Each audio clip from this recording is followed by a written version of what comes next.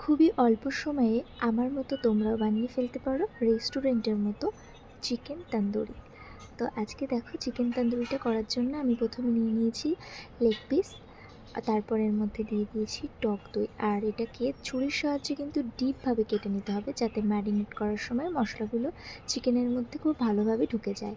তারপর এখানে আমি দিয়ে দিয়েছি টক দই আর কাঁচা লঙ্কা, রসুন আর আদা পেস্ট। তারপর দিয়ে দিয়েছি স্বাদ মতো লবণ, হলুদ, আর দিয়েছি রেড চিলি পাউডার। তো এটা দিয়ে বেশ ভালোভাবে ম্যারিনেট করে নিয়েছি।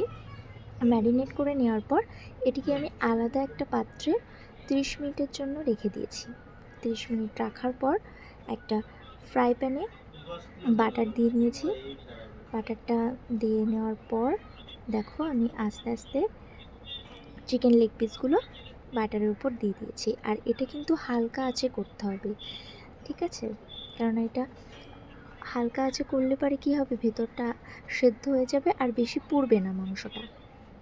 এর উপরে আমি দেখো খুব সুন্দর করে যখন ভাজা হয়ে যাবে, তারপর এটাকে আলাদা একটা পাত্রে নামিয়ে নেওয়ার পর একটা বাটিতে আমি নিয়ে নিয়েছি একটু কয়লা, আর কয়লার উপরে দিয়ে দিয়েছি বেশ খানিকটা বাটার। তো এটা দেওয়ার সঙ্গে সঙ্গে যে ধুমোটা উঠবে সেটাকে আমরা আটকে দেবো একটা থালার সাহায্যে।